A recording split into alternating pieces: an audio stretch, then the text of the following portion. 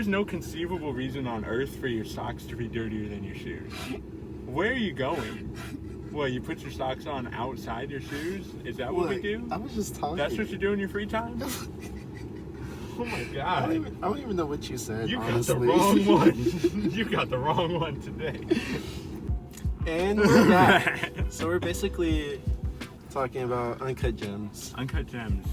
A very, controversial maybe a couple years late.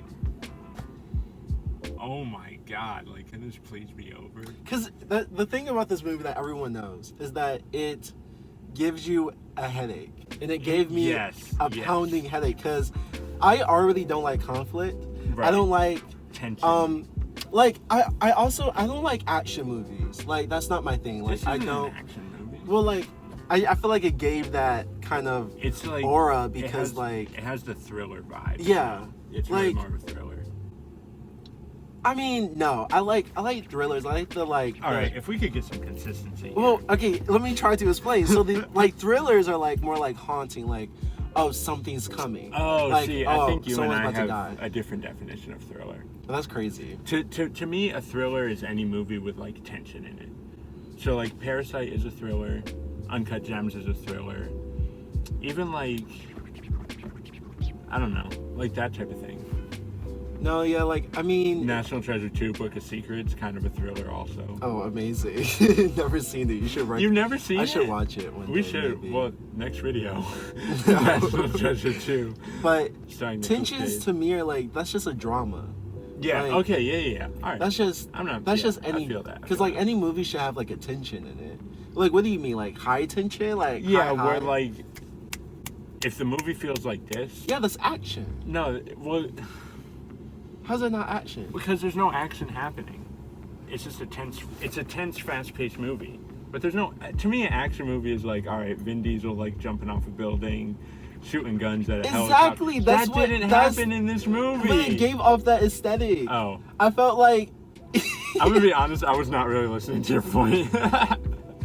Literally that. I think of Transformers because I hated Transformers. Oh, the first Transformers was pretty good though. No, the first Transformers, yeah, the first one was good, but I'm saying all the rest, I'm not really into Fast and I'm not really into Fast and Furious. So hard and got... We are so sorry for what you're about to witness.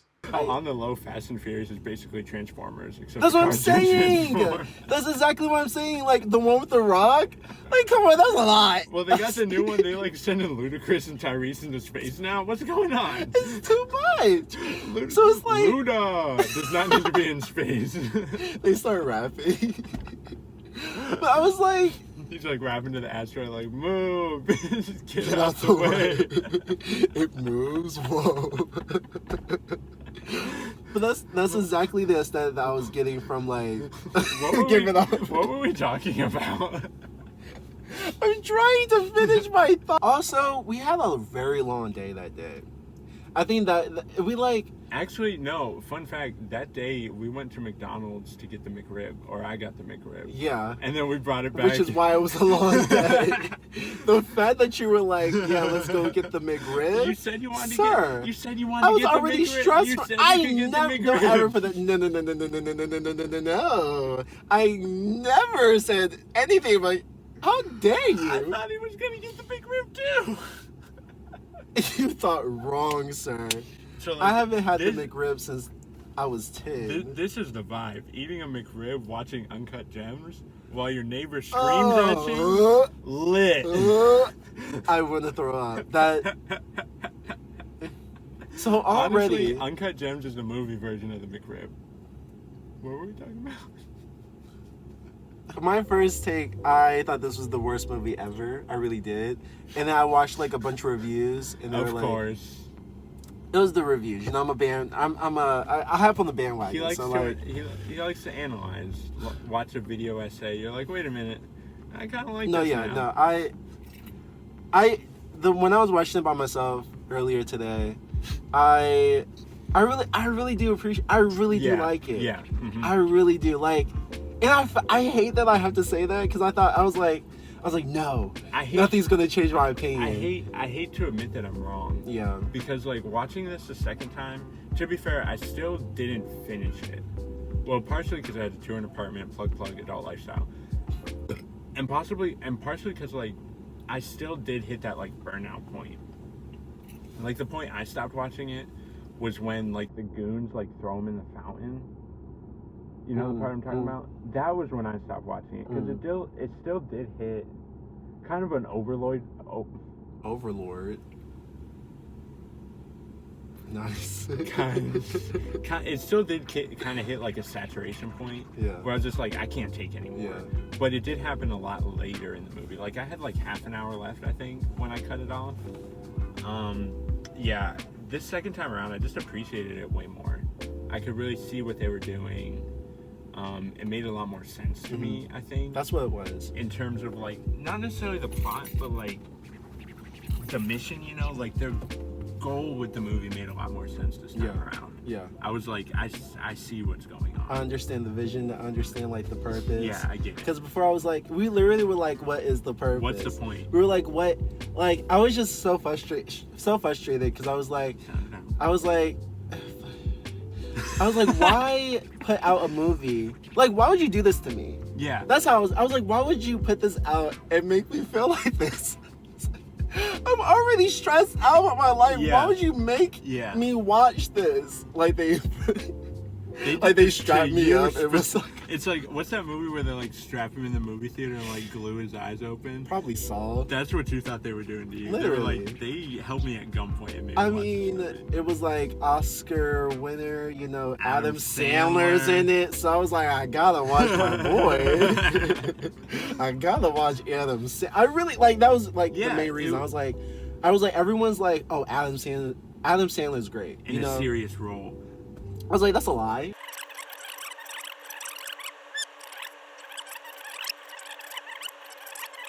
I don't know. That point doesn't make sense. We can cut that out later.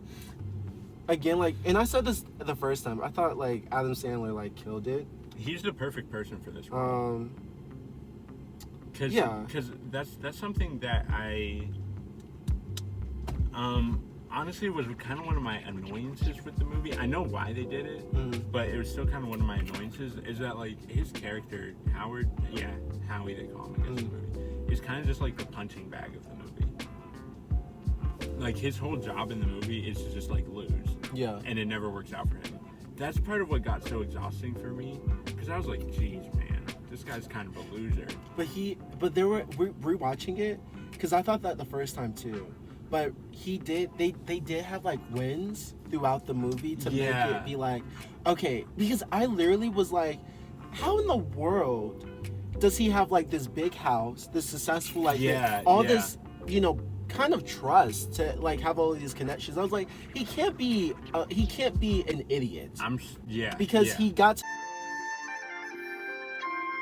this point. I was like, right. I was like, why now? Like, why did they decide to film this part in his life? And I think this is just the part of his life where like everything's getting caught up. We're seeing like him fall off the cliff. We don't see him run towards the cliff. You know what I mean? Like he's like up. He's like literally at the top. Like he's made all the connections. He made all the bets. Boom. Yeah. But like this is the part where like he's trapped in the corner. Yeah. Like there's nowhere else to go. Yeah. But like. It's literally like, you know those old cartoons where like Bugs Bunny like runs off a cliff and then looks down and sees it, he's off the cliff and tries to run back. That's what this whole movie was. Yeah. Him just like grasping at straws trying to stay alive. Yeah. The fact that they didn't, spoiler alert, the fact that he wasn't dead when the movie started was kind of crazy to me. I don't know. Oh, like just basically like everything that he's dead. Yeah, like he probably should have been dead. For sure. But, you know. But that's the thing, like he had like some type of leverage with everyone. Yeah. Like they knew. Plus it was like he wasn't just dealing with a bunch of drug lords or like people who were like killers. Yeah. He was dealing with like low life people who were just like trying to, you know, make a buck. You know, like hustlers. Yeah, hustlers, like, but then it's like the big dogs who are like really that could really kill them, but like that's like a last resort. Like I don't want to have to kill you, but he kept getting into situations where like he might have the money. Like, you know what I mean? He kept getting in these situations where like, but there was always something that happened. Exactly. Maybe that's what it was. Like, he wasn't worth killing. Like, he's so pathetic that he's not even worth killing. Well, and it's worth pointing out that the guy he owes all this money. You don't care about the plot, but the guy that he owes all this money to is what, like his brother-in-law? Arno. Arno's his brother-in-law. Well, his brother-in-law works for people that he owes money. That's what I'm saying. Yeah. He has like it's family. So I feel like that buys him a lot of time in this movie that probably wouldn't get bought otherwise. Yeah, because at first I thought that his brother was. I thought he was like the leader. Who? Arno. Yeah, I thought he was like the big guy, like that, like controls everything. But I don't know. I don't know if it was just me, but like I got the sense that he was like the lieutenant. Yeah. Or like He was important enough where Adam Sandler knew, like his character knew, like I still have time. I have like, because he's my family. Yeah, like he's not just gonna kill me. Yeah. That's why at the party he was like, when he went to the bathroom, he was like, "Oh, so now you're not tough? You don't got your goons around you? Like, what now?" Well, also really good. I was like, "Ooh," because I didn't catch that at first. yeah, and the detail when they're at dinner. I'm not up on my Jewish holidays. No, actually, yeah, when they're at Passover dinner, because that's what that dinner was. And he's reading out the plagues, and he gets to death of the firstborn. He's like, that can still happen, you know. And the camera like pans over to his to the brother-in-law, either just before that or just after that. And I was like, that felt like a shot to me. Really? That was like to him? Yeah, that's what it felt like. Now, that added an interesting dimension to the movie because I don't think Adam Sandler's character has the power. No, that's what I'm saying. Like, has the power to get anybody killed, but to me it read like sort of like an empty threat, because brag. that's still his family. That's still his family, and he is older. Because he's like, if you do anything to me, remember this is still your family. That can still happen. I see what you're saying. Yeah, that's crazy. That was something that I caught the second time around. That was a really interesting. That's detail. crazy, but yeah, I think I really like the whole, like, at first I didn't like the fast pace because it was fast paced and I thought it was monotone and very like one note. Yeah. But because I understood, like, the second time around, I understood that the whole message is like he gets off on this stuff. Yeah. Like this is like someone doing like drugs, like literal drugs. Because like, he is an addict. He's an addict. He's a gambling addict. Literally what it is. Because that's what it is. Like, he sells jewelry. He works in the diamond district or whatever, but he's gambling. Him selling jewelry is still gamble. Yeah. He's still running like bets and stuff and like it's that. so insane because I can't imagine. I can't imagine living like that. But people live like that and they get off of it and they love it. And it's like, it's the rush that really gives them life, because it's like if you take all of that out, he's nothing. He's no one. He's nothing. His wife doesn't love him. Kids don't love him. But the thought of like the fact that when you understand, like you watch it the first time and you figure out, you know, he's dead. He has that smiling face on his, you know, he's smiling at it. So it's like he loves it. So watching the second time, it's like, oh dang, he loves the feeling of feeling like his life is at risk. Of being on the edge. His life is on the line and he loves that. Yeah.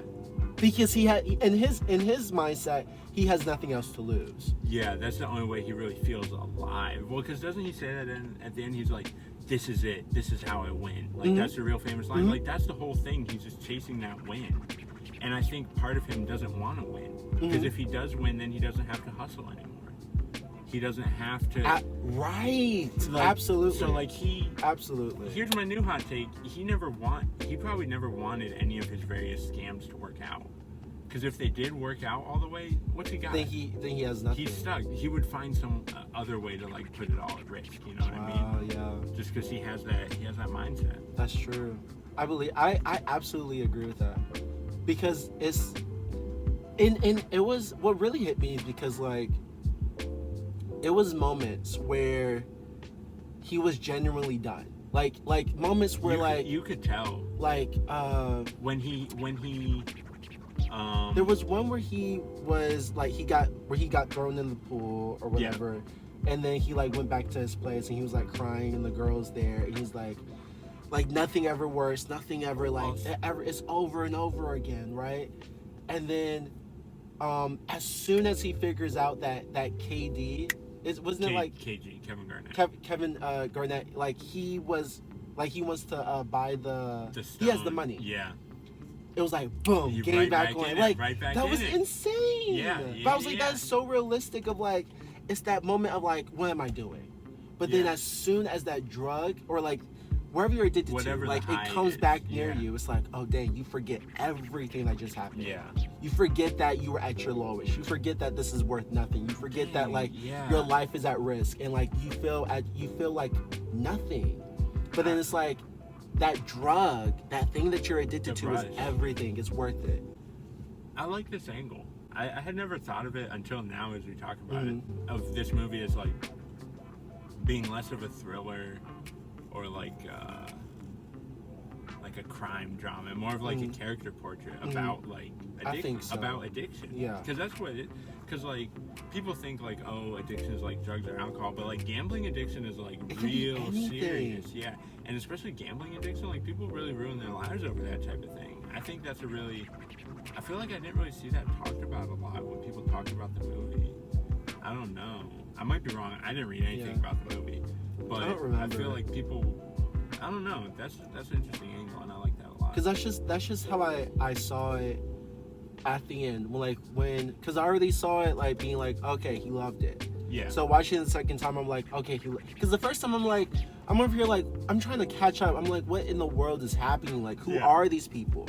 But that's not what matters. It's like you're not supposed to.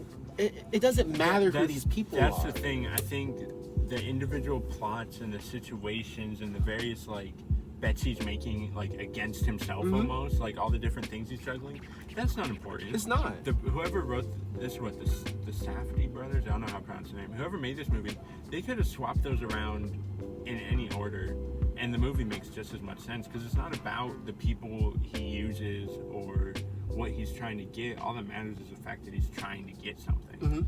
Like it's just, I don't know. And I started watching, and even though the other characters didn't matter, I started to like look at them and how they are all the same. Like he's the worst of them all, but like they're all the same. Cause like even his child, like his kids, like at school. That was something I really noticed this time around when the kid starts talking about betting on games, and he's at. The one part that like kind of made my stomach drop is when they're at the play, and the kid is like at his sister's play, watching the basketball game on his phone, and he's like, "I got 6 games going on 6 different players right now." It's like that was like, yo, your son is going down the exact same path you are. Yeah. And he just can't even realize it because he's too caught up. Because he likes it. He's like, yeah, you know, you're like your dad. You know what I mean? That part, I was really like, geez. When he went to, you know, had to go tuck his other kid into bed, like he's like glued in on the game, and then his kid's watching him, like, and that's what he doesn't realize, is that like he's so trapped in his own world that he literally does not understand that he's affecting everyone around him, even like his kid who like is like probably like 10 years old, like just like watching, but like. Or like when he went to the apartment and his other boy had to go use the restroom. And I wanted to talk about that. And he goes to use the restroom at the neighbor's house because Adam Sandler doesn't want his son in the apartment where the side chick's at. Makes sense, good parenting move, I guess. I guess. I mean, if you're already in that situation, I don't know. And then the neighbor is like, yeah, your dad's got some hot chick living in his apartment. And the kid's like, yo, Dad, what's up with this? And Dad's like, don't tell anybody that. And then there's the scene when they go back out in the car, the son is just like looking at the dad. That's something I noticed. He looks at his mom, he looks at his dad, he's like... And you can tell that... He's connecting the dots. And you can tell that he changed. In that moment, the son changed and their relationship changed. That's something I noticed so much in this movie, the way the characters look around Adam Sandler. Yeah. Like there's a scene before he goes out to the weekend show. Which that was so. I want to talk about that later, but that was so random having the weekend in this movie. The weekend. But no. And Trinidad James. Why was Trinidad James there? Anyway, shout out Trinidad. They just need it. That is weird. Well, like we're gonna get to it. We're gonna get to it in a second. Spoiler alert: we never get to it. But there's a scene where he's getting ready to go out to this party. It's probably like midnight or so. His daughter comes down. She's talking to one of her friends on the phone. His wife is in the kitchen microwaving dinner, and he's trying to make conversation with both of them. They're not feeling it, obviously, because he's a scumbag and a deadbeat. And there's this moment where they like look at each other, or like the wife looks past the camera, and it's implied that she's looking at him. She's looking at the daughter, and there's like this knowing glance. And you can tell, like, that's one of those moments where you can tell, like, everybody knows Adam Sandler more than he knows himself in this movie. Everybody knows. You talking about in the kitchen? Yeah, the kitchen scene? Oh my gosh! The way the wife like looks past him. Yes. It's like everybody just like kind of pities him, but also hates. It's like you can just tell. They were. Yeah, I thought that scene was so iconic because the daughter and the mother knew because that's the thing, like, you have to realize that these people are also having conversations outside of that's what it was.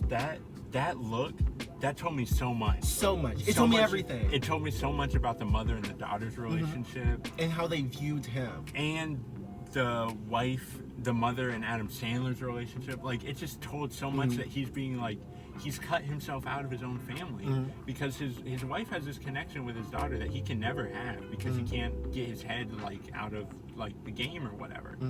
That was like, I watched that, I was like, whoa. And it made me rewatching it because at first I was like, this is just some brat who's like, oh, I don't love daddy, blah blah, like, but I'm like rich, you know, like the rich kid struggle, like, oh, my dad doesn't pay attention to me. The very much the like the clueless, oh, daddy doesn't pay attention, but he pays for everything, but I just want him to be there. Yeah, and I was like, at first I was like, I don't care. It's kind but the second time I was like, I really felt bad for like all of them because they're so neglected. The father's really struggling with this addiction, and like to her, she's like, you ever like you ever when someone ever tells you something or makes a promise with you, or they like, but you know, like they're full of it. You know it's not gonna happen. Yeah, like they're just full of it, and I understood like everything of like how she's like, yeah, sure, yeah. Like, I'm gonna listen to you, but like, I'm not listening. Sure. Because you say you love me, but what does that mean? Because in these, like, 2 hours, we see so many broken promises and lies and all that. This is one of those movies that really, we touched on this before, it really makes me want to see what happened before. Like, I can only imagine, like, the years that led up.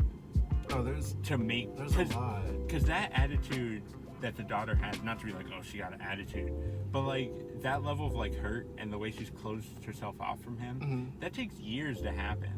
And it's just one of those things I'd be like, dang, like I think she knows about the girl. Oh, 100%. Because the wife knows. And that look tells us that the wife and daughter are wife and daughter. Sorry, I'm going through puberty right now. The wife and daughter are communicating more than the movie shows. And at the Passover scene, we see that the wife knows about the side chick. That tells me that the daughter knows about the side chick. So it's like, once you know that, it's like, all right, I'm not really feeling you. You know what I mean? This time around, I was really paying, like you said, attention to like a lot of the other side characters and like the small details. I think this is an example of like a testament to like rewatching movies, because I know you don't like to rewatch movies. I love to rewatch movies. You catch so many details. Like there's a scene where Kevin Garnett is coming back to drop the stone back off, and like he gets stuck in the door. I didn't notice this the first time around, but Adam Sandler's tag is out on his shirt. Like he just bought the shirt and the store tag is still on it, hanging out his back. Yeah, and you can see it through the whole scene. And that little detail, I was just glued to that detail the whole time. Oh, wow. Because that shows, one, how barely put together he is. Because, like, he just got the shirt, got to put it on, got to look the part. And it also shows how much of a facade he's putting on. Like, oh, he's got this nice shirt. Oh, he's got this expensive shirt. But he didn't even take the tag off. He's not even... That's insane. It's like a shell. It's a hollow shell, and the tag, like, exposes how hollow his personality really is. Because he has to put on this mask this character in order to have people trust him and to make sure that he's legit. But the tag being out, it's like the crack. And we see that at a point in the movie when was this? When the cracks are becoming more and more apparent. It's probably like an hour and a half. It's when Kevin Garnett and Lakeith Stanfield come back to drop off the gem, and they get stuck in the door. Oh my god! Where like the door won't buzz open. I'm gonna go watch that again. But like it's like through that whole scene, his tag is out. Oh, it's crazy. And at first I was like, dang, that's kind of sloppy movie making. But I was like, this movie. No, this totally movie doesn't purposeful. have sloppy movie making. No, yeah. Everything in this. Is there an Everything in this movie is so purposeful. Little details like that. I have to go back. Also, that's iconic. I appreciated Lakeith Stanfield's character a lot more. Not appreciated, but I really dug into his character this time around, because like the first time I watched it, and I like Lakeith Stanfield. I like him a lot. I think he's a great actor, and I think he played the character in a very like natural way. But like the first time I watched it, I was like, man, I was like frustrated for Adam Sandler. I was like, dang, you're gonna do him like that? Yeah. But then I kind of saw it for what it was, and like his like Damani, I think Damani's his name. I can't remember movie character names, so I just call him by the actors. I'm gonna agree and be like, yeah, let's keep it real. Yeah. Like Keith Stanfield, he's just using Adam Sandler as much as he can. They're all using each other. That's like my point. Because that's the thing is like a detail I missed the first time around is that Lakeith is using Adam Sandler's jewelry shop to sell fake rollies. That's something I didn't really catch the first time around. Like he's telling, because he works for him. He's like a contractor almost, yeah. Because there's that scene in the beginning where, like the very very beginning, where Kevin Garnett and Lakeith are in looking at jewelry, and Lakeith is like, "Yo, you got to bring out like that Prezi that I showed you," and Kevin Garnett is like, "Do you have papers like to prove that it's legit?" And like Adam Sandler's like, "No, I don't have papers." And he's like, "Why would you tell him that?" Because he's selling the fake watches. But then at the end, or actually the same scene where his tag is out, and when him and Lakeith really fall out, he takes all his watches, or he goes to take all his watches. You remember the scene? But there's only 3 of them because Adam Sandler has been he's been selling or like letting people rent the fake watches. It really is like they're both using each other until they can't anymore. Yeah.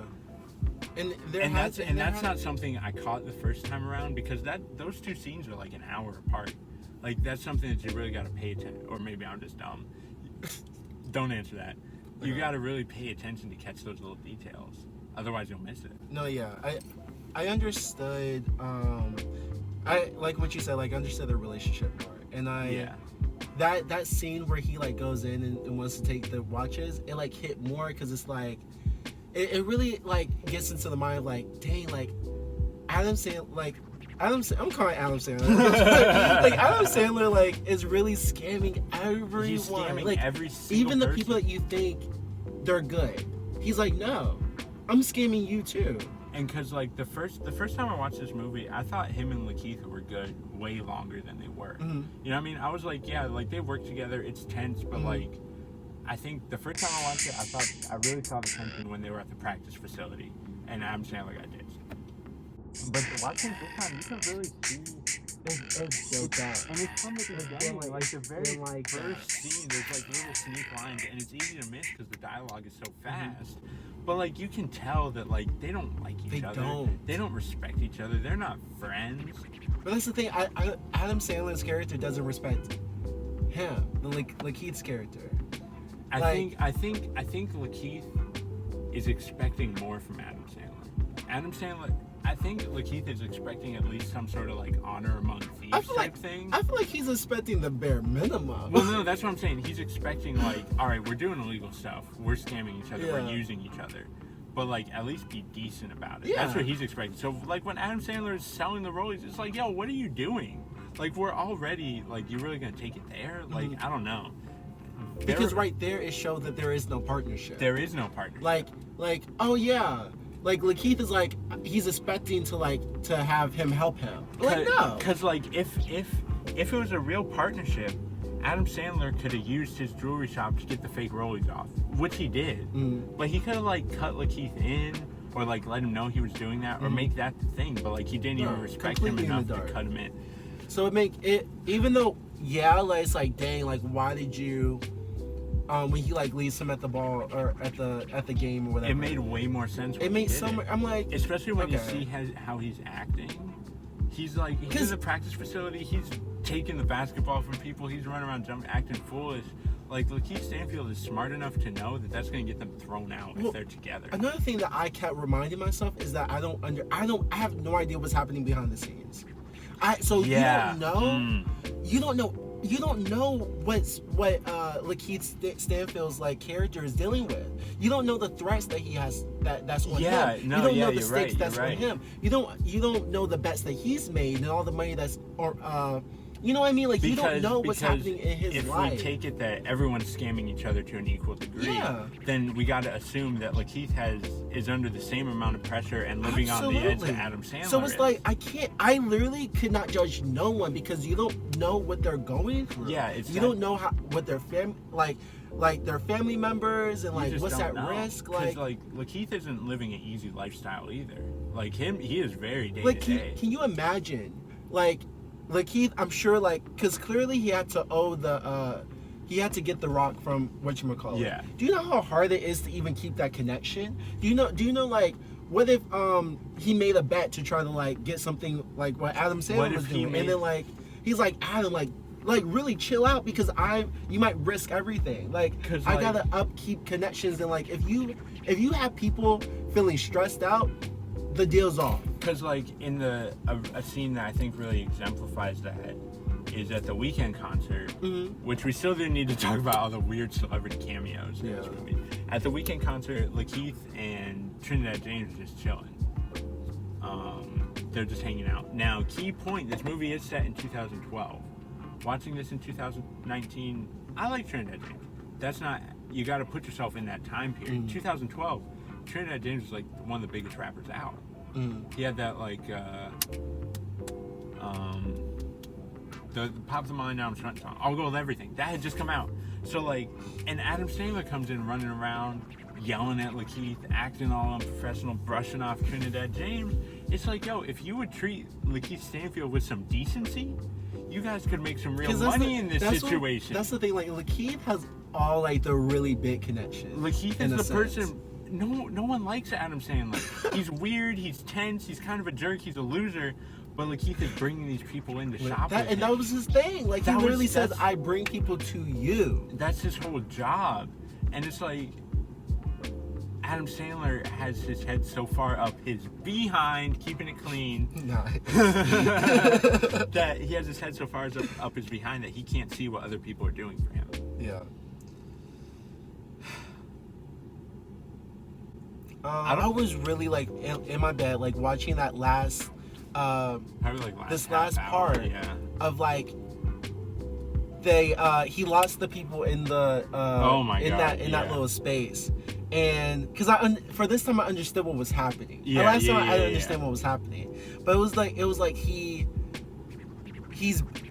could possibly get a million and something dollars from this.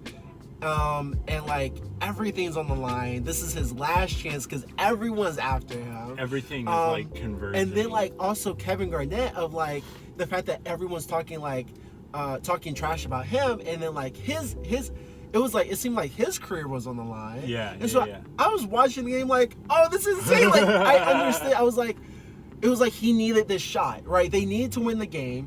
The first part, the tip of whoever gets the ball first. Oh, yeah. He was that's a big part. So I was oh, this is crazy. Yeah. So I was really I felt like I was really watching the game. My heart was racing. Yeah. Oh my gosh. Every time he missed the shot, I was you're oh my God. Wait, what's going to happen? Even though you've seen it before and you know what happened. Literally, I was this is so iconic. Because that's exactly, that's what's supposed to happen. I felt I was there. And I think... And can you imagine, if I felt like that, can you imagine having, thousands or millions of dollars on the line? I was going to say what I think that's a strength of this movie, is that it gives you that rush of being a gambling addict. Because in that moment, like you feel the same way to a lesser degree that Adam Sandler's character does. It like the movie's job is to put you in that mind. That's what I'm realizing. The movie's what the movie wants to do. The first time I watched it, I thought the movie was like, whoa, there's my hand. I thought the movie was like just trying to beat you over the head with like anxiety. Mm-hmm. I think watching it again, I realized the movie's goal is to like make you feel the way Adam Sandler does. Mm-hmm. So like at first you're like stressed out, but then like when he wins, it feels like you're winning. When he loses, it feels like you're losing. It was the small wins that were so important. That's what gives you hope. If I didn't know this stat, the movie would have been over for me. But like because I remember, I can't think right now. Well, there's a part at the beginning where he wins a big bet. He like puts a lot of money on this one game that's not all his. Yeah. And it was the game. He's gonna use it to pay, but it's the game in the beginning, and he's gonna use it to pay his brother-in-law back. But they go and cancel the bet. Yeah, that's what it was. That it was crushed me. And it was the fact that like, yeah, it was that. It was like that, and it was I think it was something else, but it was like, it was wins like that was like, okay, he did it. But he just, I don't know, it was like, okay, I believe that he can do it. It gives you hope. But it was that constant reminder that was like, he can't, like gambling, you can't control, it's luck. Like, it's luck. And it's on the fact of like, it's this bigger fate that decides should you win or not. Yeah, and because like, when he's making the big bet on Garnett early on in the movie, the bookie's like, what do you know? What do you know? What do you know? And it's so funny to me because it's like as if anything could dictate how he plays. There's so many factors. It's so many factors. And it was entirely on his mood, which is what makes like, and we can kind of, I kind of want to shift this to like The Rock, of like, not The Rock. It's like, we back Hobbs and Shaw? No, but like the crystal, the diamond that was, you know, the black opal. Are we the movie review game Hobbs and Shaw? Hobbs and, yeah, I think so. Well, no, but before you say that, I did want to say something. You see, everything looks normal, but it's not. You see how Ryan tried to make a joke and then change the subject? Ryan, you think this is funny, but don't ever cut me off again. All right, continue. About like the losing thing, because I did see, me being a big fan of like crime movies and like gangster movies and all that, I did see a lot of similarities in the art, because like you watch like, I don't know, like classic gangster movies like Scarface or Goodfellas, which I already mentioned, like you know from the beginning that these characters are not going to win. It's like a requirement of the genre that they're dead, in jail, broke, one or the other. So like, I feel like that's something where going into this movie, I knew he wasn't going to win. I knew it wasn't going to work out for him because it's just not that type of movie. But like, when it gives you those little bits of hope that makes you think, well, wait, maybe this is a different type of movie. But no, by the end, he's still dead. Also, really interesting, the title font. The title font. You know what? That's enough of that. Back to you, King. No, but like, I kind of want to talk about like, just the idea of like fate, or like just the idea of like what like basically what the Rock symbolized, like the fact of like, and I felt like I really was paying attention to the relationship between The Rock and like Kevin Garnett. Yeah. And how like, because I kind of look at sports, or like just like as an athlete, I feel like I look at it kind of as like as an art in of itself, it really as too, is, like of how it can be technical, of like, you know, you work hard, you make the shots, you win, blah blah blah. But like, there is this sort of sense of like, as an artist, you have to get inspiration in order to create a masterpiece. And in much the same way, to be an artist, you have to train. You have to train, you have to practice, you have to know your stuff. I'm someone that always has like a sports metaphor for everything. But I see a lot of people like making beats where they'll compare it to like practicing your jump shot. Like you have to make a ton of beats the same way you have to do like 1,000 jumpers a day to get good. There is the same combination of like craft and like, we'll say like divine inspiration. I'm gonna put air quotes in that because I don't know, but like there is that something else that you can't boil down to like running drills. Because if, let's say if a man, like even like a person that is like let's use what's his name, dang, I'm sorry,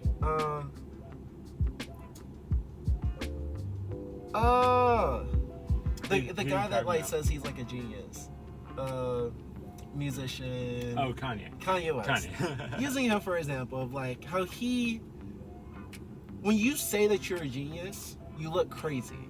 Yeah. Because even though we can collectively say like, oh, this is like otherworldly, it is like the most like, it's a big no-no for you to claim that you could possibly do that. Because we have such like a modesty culture in America where it's like you can be called a genius, but you should never call yourself. But if you call yourself a genius, it's like, oh, what's up with this guy? Yeah. Which I don't know if I all the way agree with. Yeah, I think it does.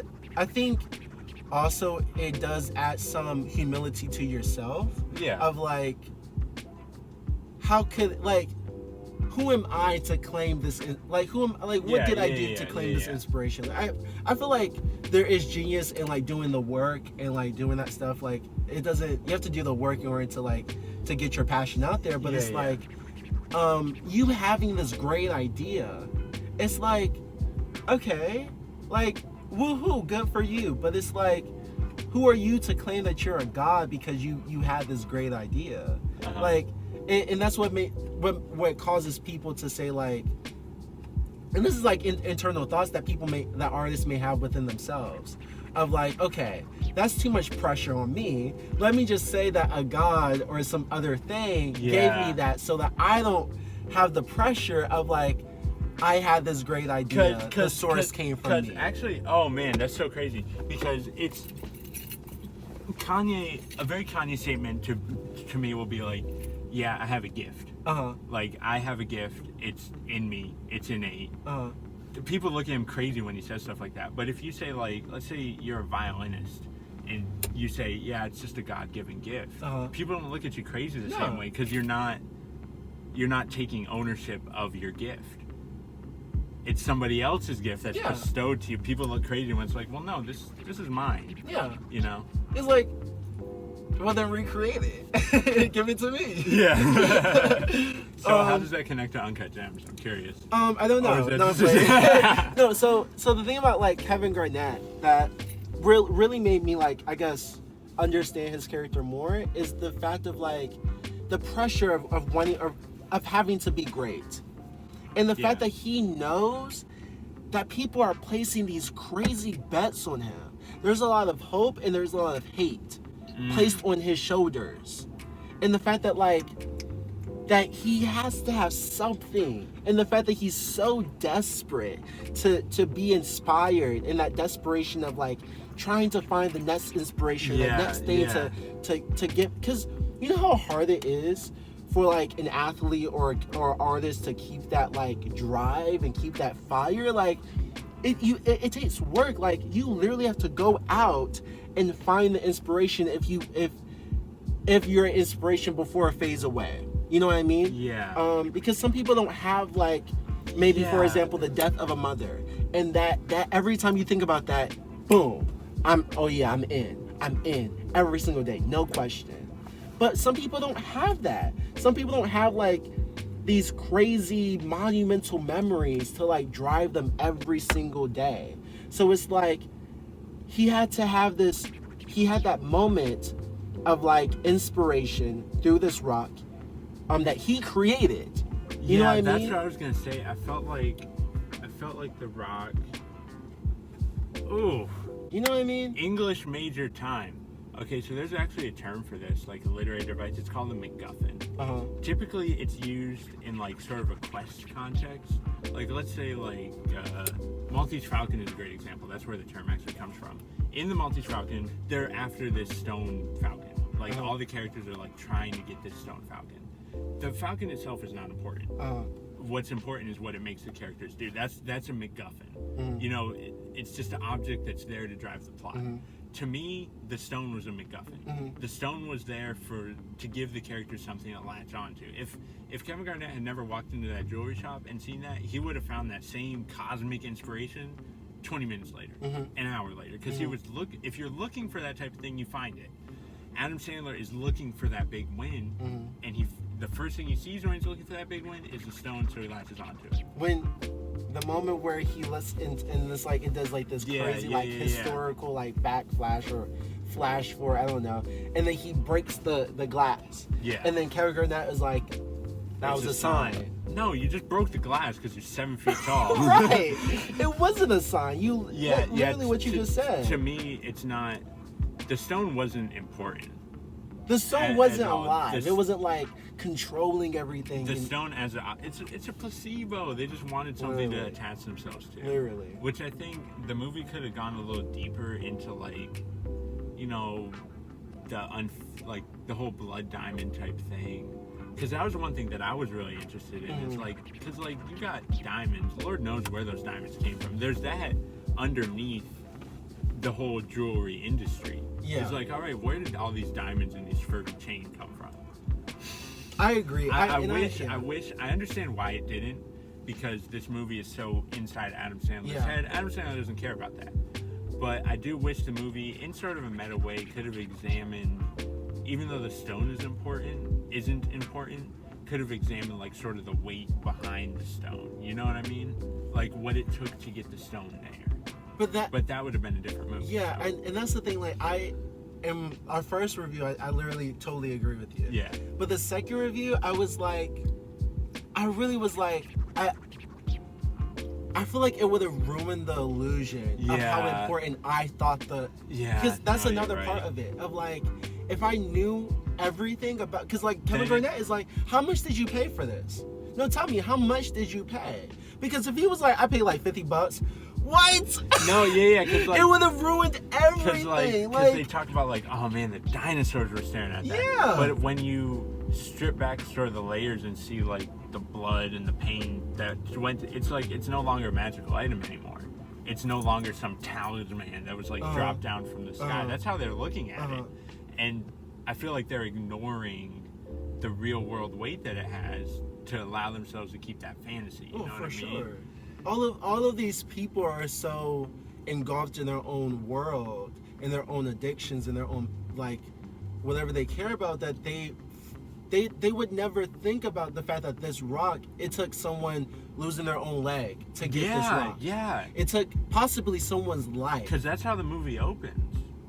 It almost possibly took someone's life. So it's like, but that doesn't matter. What matters is it's going to make me drop 70 tonight. Yeah, I don't know. It's kind of depressing. Because, in a way, if you think about it, all of those lives aren't worth $1 million. No. Which is what Adam Sandler said that this rock is worth. And that's $1 million. That in of itself is like a disgusting number to me. But he doesn't even get that. He gets like 120 and for it. It's not even worth that. And he can't even get that. And that's another thing that's, like, interesting to me, is that everything for the most part is so subjective. Because he says it's worth $1 million. Yeah. To the people in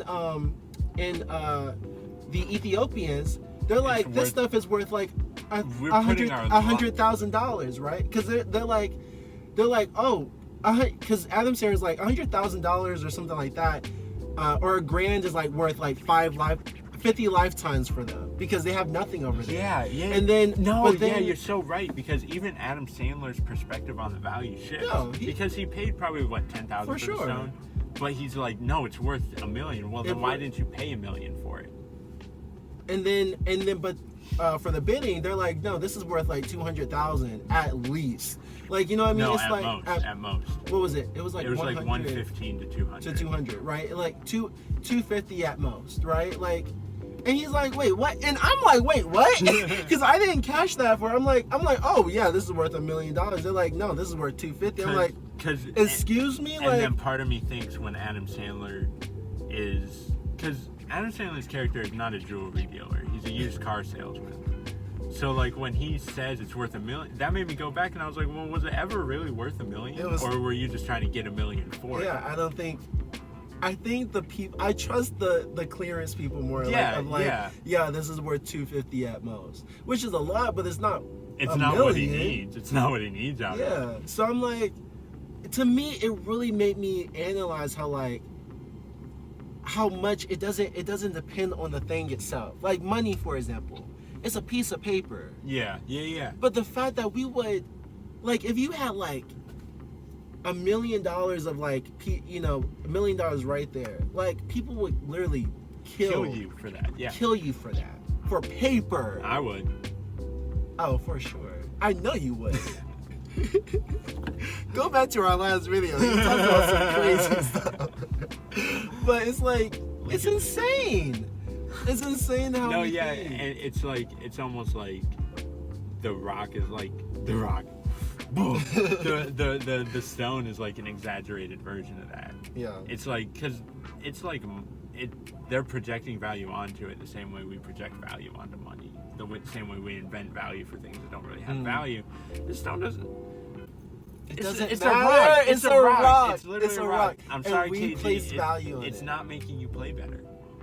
It's not. You think it is. It's not. It's not. But I don't know. So there's anything else? On the rock. Final thoughts. We've been talking for a minute. Final thoughts for me. I really thought this was a great movie. It is a great movie. Well, actually, don't watch it with a friend. Do not, unless that friend can be serious and not yell. Okay, but we watch. And okay, not the thing, yell at you for eating a McRib. Is that we watch when the Parasite McRib together? comes So explain back. that. Explain that. That's my favorite movie of all time. Well, because Parasite is a funny movie at first. It roped us in at first. Right. This was like we were just like, man, what the heck? So it's not honestly, our fault. It's the movie fault. That is not. It is our fault. It's not. It is our fault. Because I'm playing the blame on the movie. Don't watch the movie with. Yeah. Watch it by yourself. Have a cool day. This is a by yourself. Chill out. Do not watch this when you're stressed out because I had a very stressful morning this morning, and watching Uncut Gems did not help. It exacerbated. I was chilling this morning. I was like, I was like, oh wow, my heart was racing. You're like, no, literally. Uncut Gems. So I had a chill day. But no, I was gonna say this is a great movie. It's not a movie that I enjoyed, and it's probably not a movie that I'll watch again. But it is. You said that last time. No. It is a great movie, but it's just. No, I would never. It's not a fun movie to watch. No, yeah. It's not a movie that I could say I like. It's a great movie and I respect it. I don't like it. You know what I mean? It still gives me anxiety. It gives me so much anxiety. It's just an unpleasant movie to watch, which is the point, which is why it's great. But it's just, I don't really care to watch it again. Adam Sandler, great. Lakeith Stanfield, great. Kevin Garnett, strangely great also. I know he's not an actor, but he did a good job. Yeah. That was one thing I wanted to point out. Like, a lot of the acting felt very natural in this movie. Oh, it was phenomenal. Like, this is one of those movies that I wonder, like, how much is scripted, how much is ad-libbed, because a lot of it felt ad-libbed. Mm-hmm. I think it was. It had to be a lot of it, because the conversation just felt so natural. Yeah, I think that's all for me. I don't really have that much to say about it anymore. Okay. Well, no, let me think.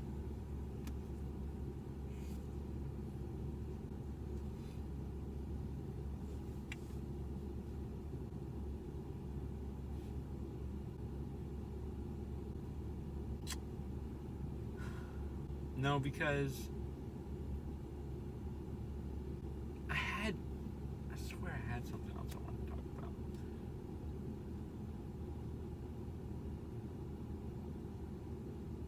Like a character specifically? I'm just trying to. There was something that I wanted to say. I can't remember. It's gone. I don't know.